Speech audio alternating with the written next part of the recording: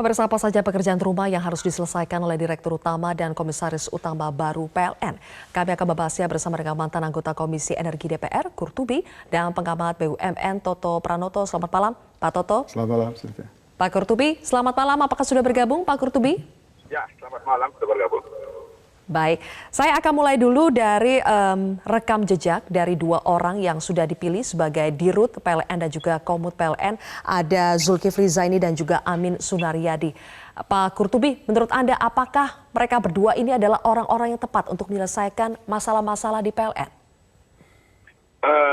Saya pikir kurang ideal ya, karena dilihat dari pendidikan maupun pengalamannya, kurang terkait dengan kelistrikan nasional. Tapi anyway, pasti ini pertimbangannya sudah begitu matang. Ya, pemerintah memilih kedua-kedua beliau ini.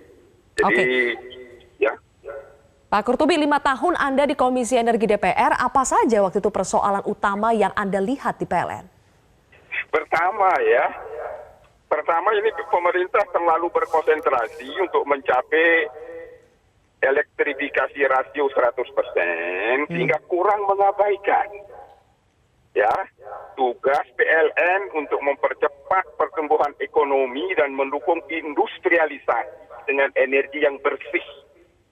Oke lah, 5 tahun yang lalu berhasil untuk elektrifikasi rasio nyaris 99% berhasil ya.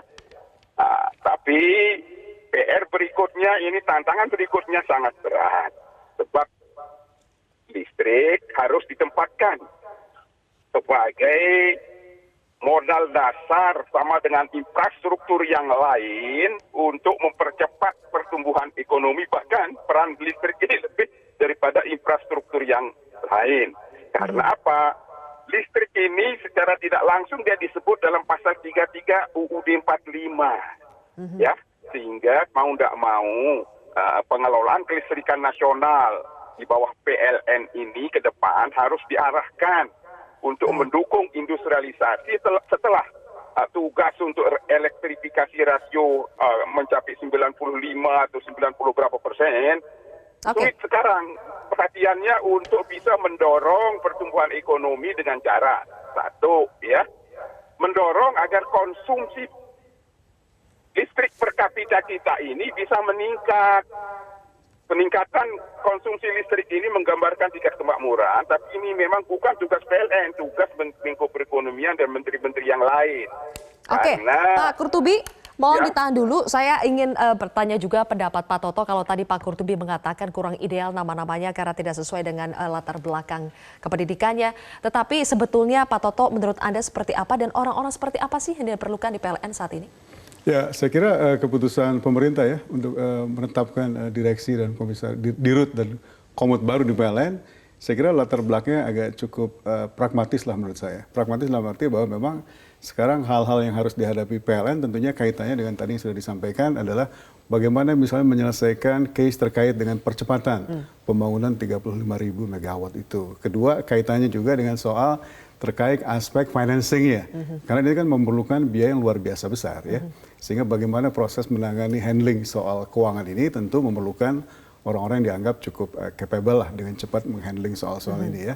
Dan apakah karena persoalannya ingin fokus kepada pembenahan kesehatan keuangan sehingga yang dipilih misalnya dari background bank? Ya, bisa aja jatuhnya ke hal seperti itu ya. Juga misalnya kalau ditanya kenapa yang dipilih sebagai Komut misalnya Pak Anin ya. Pengalaman beliau itu kan sebagai katakanlah ketua SKK Migas ya mengawasi aspek terkait dengan financing ya besar sekali triliunan juga, mungkin dianggap akan cukup tepat mengawasi juga apa yang akan dikerjakan di PLN. Karena kalau kita lihat berapa jumlah terkait dengan capital expenditures atau operational expenditures ya, itu kan juga angkanya mega besar sekali. Sehingga diperlukanlah katakanlah proses di mana orang yang mengawasi juga cukup tepat. Jadi saya kira itu kombinasi itu ya yang kemudian saya kira membuat pemerintah kemudian mengambil keputusan misalnya untuk menunjuk Dirut baru dan Komisaris Utama baru seperti ini. Tadi Zulkifli Zaini sebagai Dirut PLN yang baru sudah mengatakan bahwa mereka akan fokus ke beberapa hal, terutama soal penyediaan supaya pemadaman listrik tidak ada lagi, kemudian juga soal tarif listrik yang terjangkau, keuangan yang sehat, energi baru terbarukan, kemudian meningkatkan layanan kepada masyarakat, inovasi dan sinergi. Kita akan bahas lebih jauh pemirsa, tapi kita harus sudah sidak. Prime Time News akan kembali sesaat lagi.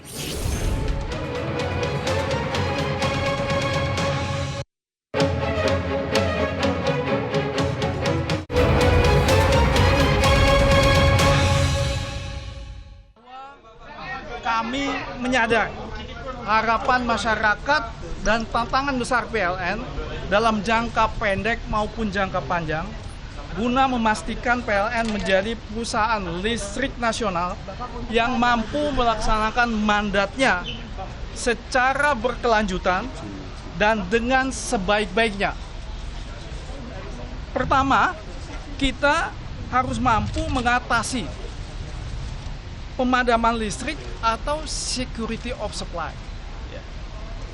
Yang kedua, sudah barang tentu tarif kita harus terjangkau dan berkeadilan. Yang ketiga, tidak ada perusahaan yang mampu untuk melaksanakan mandatnya kecuali keuangannya baik. Jadi yang ketiga adalah kami, direksi maupun komisaris, akan mengupayakan agar keuangan daripada PLN adalah keuangan yang sehat, neracanya sehat, cash flow-nya sehat. Yang keempat adalah operasional kita di PLN harus efisien. Harus efisien artinya didukung oleh organisasi yang efisien, organisasi yang solid.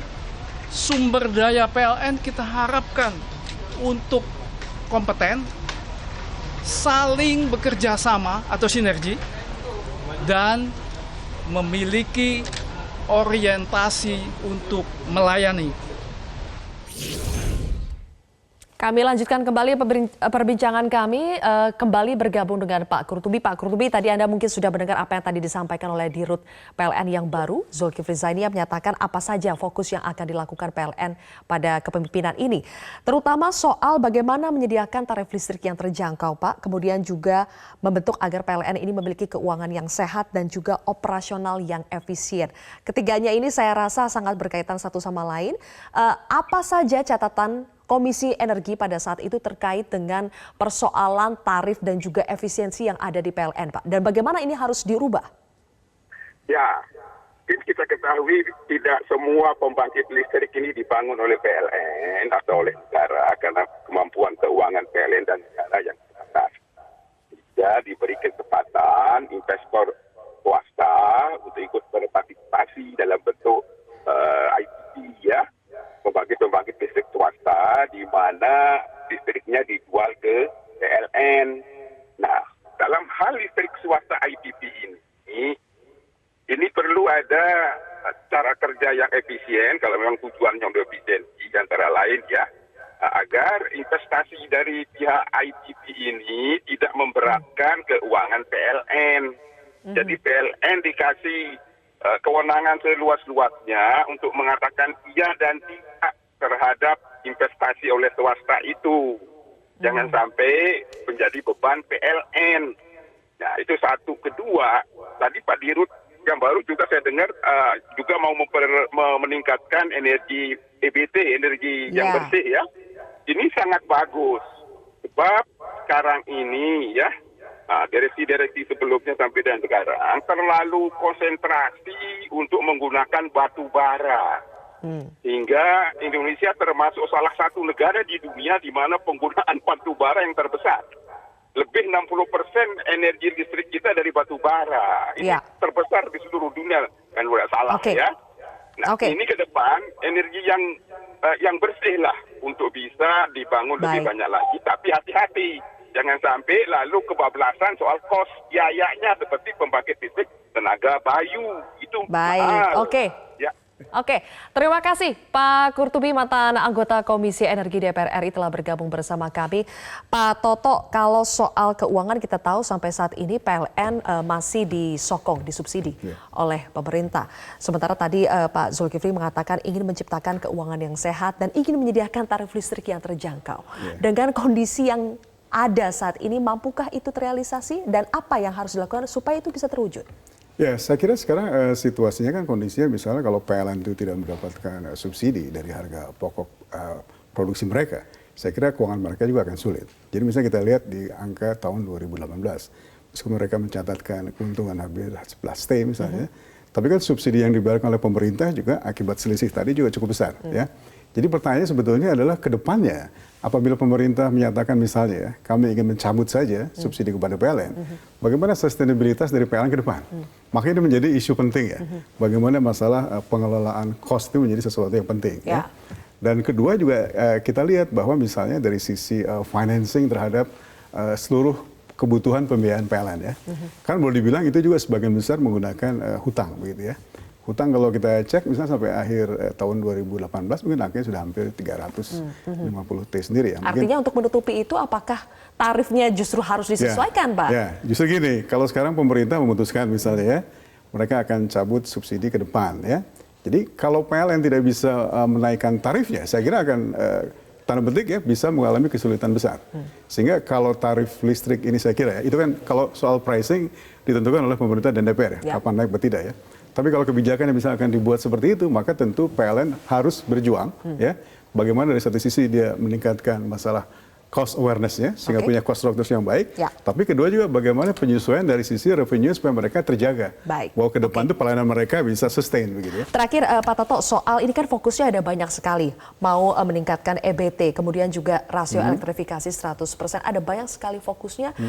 Apakah ini fokusnya justru terlalu banyak sehingga nantinya malah tidak bisa fokus? Atau bagaimana sebaiknya Pak? Ya saya kira memang tugas PLN jadinya complicated sekali ya kalau dilihat dari hal semacam itu. Jadi saya kira kalau kemarin juga ada statement ya, bahwa PLN misalnya ditugaskan lebih banyak fokus saja di area distribusi misalnya ya.